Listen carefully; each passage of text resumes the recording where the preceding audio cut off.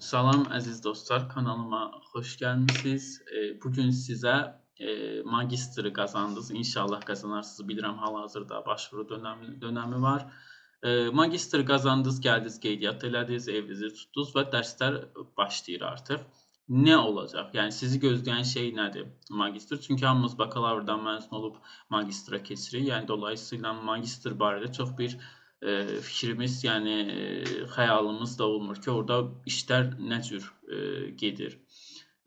Mən bu barədə bu videonu açığı bu sual işarələrinin cavabını verməkdən ötürü çəkirəm. İlk öncə bunu demək istəyirəm ki, tezlik yüksək lisans. Bu arada bu video sadəcə tezlik yüksək lisans, yəni elmi iş yazmalı olduğunuz magistr təhsilinə aiddir. Yəni testsizlə bağlı ayrıca bir video çəkəcəm. Deməli dostlar, Türkiyədə tezlik yüksək lisans, yəni elmi işə ehtiva edən magistr təhsilinin maksimum müddəti 6 dönəmdir. Yəni 3 il. Bir ilin içərisində 2 dönəm var. Güz dönəmi və yaz dönəmi. Güz dönəmi sentyabrdan başlayır, yanvar ayının sonuna qədər gedir, imtahanlar daxil. Yaz dönəmi isə fevral ayında başlayır və mayın axırı, iyunun axırına kimi dəyişir universitetlərdə bu müddət gedir və bu da yaz dönəmi olur. Yəni bir il içərisində 2 dönəm olur. Bu əsas bilməli olduğunuz məsələ, yəni o qırmızı xətt dediyimiz məsələ budur ki, magistr təhsilində Türkiyədə 6 dönəm sizə haqq verilir, amma aması var. Bu 6 dönəmin 4 dönəmində dərsləri artıq bitirmiş olmağınız lazımdır. Yəni siz dərslərdən kəsildiniz, qaldınız. Yəni maksimum 4 dönəmə kimi o dərsləri verməlisiniz. Verməsəz siz tez dönəminə keçmirsiniz və qeydiyyatınızda silinir universitetdən. Ki normalda yəni üzr istəyirəm, ağlı başında olan insan, yəni oxumağa gələn, məqsədi o olan insan gəlir onsuz bir ilin içərisində birinci dönəm, ikinci dönəm dərslərini verir. Dərslərini verəndən sonra ikinci ildə tez dönəminə keçir və 2 ildə magistr təhsilini bitirir. Yəni heç uzatmağa da ehtiyac qalmır. Amma bu da yenə sizə verilmiş bir şansdır ki, ola bilər də nəsə bir problem oldu, dönəm uzandı və s. İndi dərs prosesləri necə olur? Yəni dərslərdə elə dərslər olur ki, orada 10-12 nəfər olur. Elə dərslər var, orada 4 nəfər olur.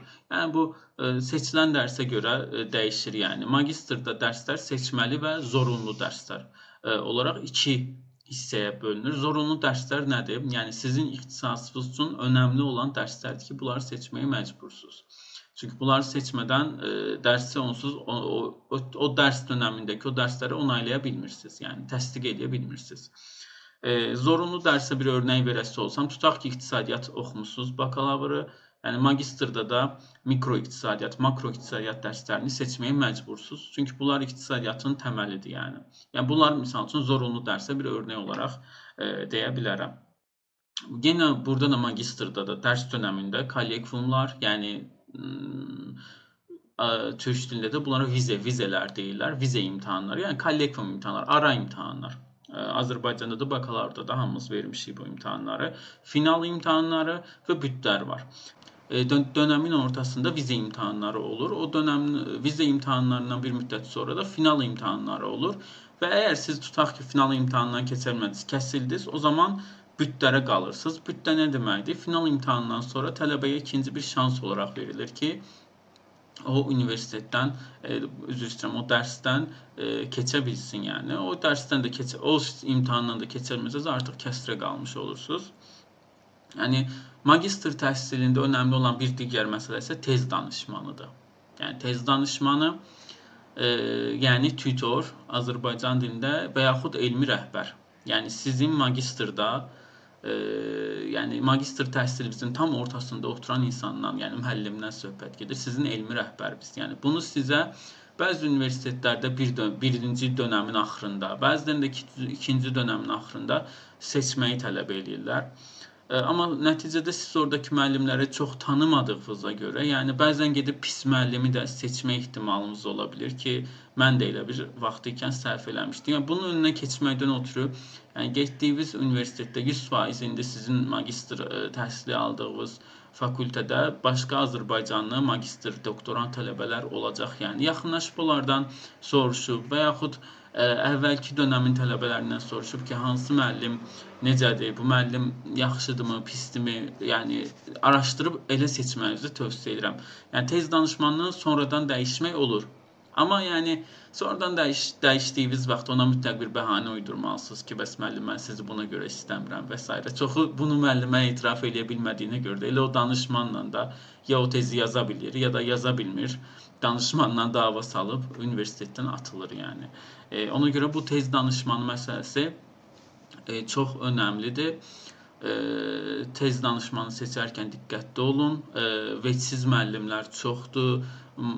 Yəni bilirsiniz, magistrda məsələ budur ki, əgər ki siz o danışmanın qarşısında siz vecsiz olsanız, danışman sizdən də vecsiz olur. Çünki danışman onsuz o pulu alır. Yəni siz onu danışman seçdiyiniz halda o müəllim tez danışmanlığı maaş pulunu əlavə olaraq maaşını alır. Yəni onun çox maraqlı deyil ki, tutaq ki Əli gəlib, Vəli gəlib, o hansı dərslərlə gəlib burada, həyatı necədir, o keçib imtahanları keçməyib, magistrdan məzun olacaq, ona maraqlı deyil. Yəni ona görə əgər danışman sizin çalışdığınızı görsə, sizi daha çox dəstəkləyir. O da ayrı bir mövzudur. Amma siz vecsiz olsanız, danışman da sizdən vecsiz olur. Ona görə danışman məsələsi çox önəmlidir. Bu barədə diqqətli olun. Seçərkən mütləq və mütləq araşdırın. Yəni bir də danışmanı seçərkən çalışın ki, o danışman yəni sizin elmi işə nəsə bir töhfə verəcək birisi olsun. Əziz dostlar, danışman seçərkən də mütləq yəni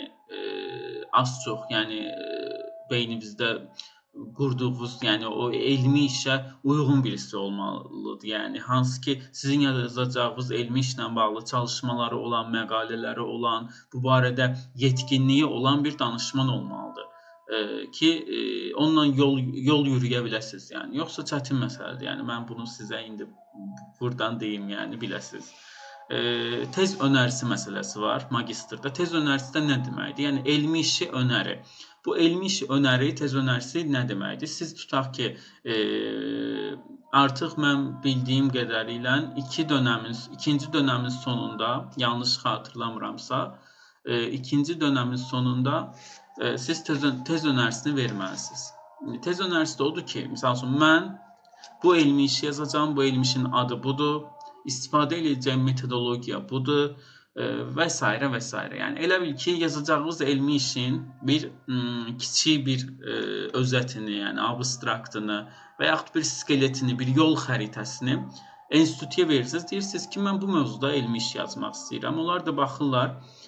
Tez önərinizi əgər təsdiqləyirlərsə, siz oturub elmi işi artıq yazmağa başlayırsınız. Yəni elmi işdən öncə əsas tez önərisi verilməlidir. Tez önərisi verilir, ondan sonra elmi iş verilir. Elmi iş də bir il içərisində yazılır. İstəsəz 5 aya yazın, istəsəz 1 ilə yazın. Ondan sonra müəlliminiz onaylayır danışman və siz savunmaya keçirsiniz, yəni müdafiəyə. Müdafiədə də əgər müəllim sizə bu işin içində olan birisi olaraq deyim ki, əgər ki teziniz yazılıb, müəlliminiz tezi onaylayıb, enstitüyə göndəribsə, yəni əmin olun ki, sizin savunmada heç bir probleminiz olmayacaq. Yox, əgər savunmadan öncə o tezi yazarkən müəllim çox sağa sola dönüb, yəni sizin beyninizdə çox qarışdırıb, sizə çox maraqlanmayıb və s. İnan ki, o tez də bitməyəcək yəni. Bu tez məsələsi çox önəmlidir. Bəzi universitetlərdə əvvəl belə idi ki, sadəcə tez yazıb məzun olurdular. Amma artıq bir çox universitetdə belə bir şərt gətirilib ki, bir yüksək lisans tələbəsi elmi iş yazmamışdan əvvəl onun mütləq bir dənə elmi məqaləsi bir dərgidə, jurnalda yayımlanmalıdır. Bu da uzun müddətli bir şeydir. Bununla bağlı da əlavə bir video çəkəcəm. Video deyirsən çox uzandı, çox uzatmaq da istəmirəm. Yenə də deyirəm, suallarınız olsa mütləq mənə yazın. Mən sizə burada təmənnasız olaraq suallarınıza cavab verib sizi yönləndirəcəm. Instagram səhifəm var, oranı takip edə bilərsiniz. Əziz dostlar, mən şəxsən özüm akademik danışmanlıq verirəm. Tez mövzusunda, tez önərisində, tez enstitü yazım kurallarında, məqalədə, elmi araşdırmada, literatür taramasında və s. Bu, bəlkə terminlərə biraz yad ola bilərsiniz, amma magistr təhsili aldığınız vaxt Bunların hamısını istəsəz də, istəməsəz də öyrənəcəksiniz. Və bunu da qeyd etmək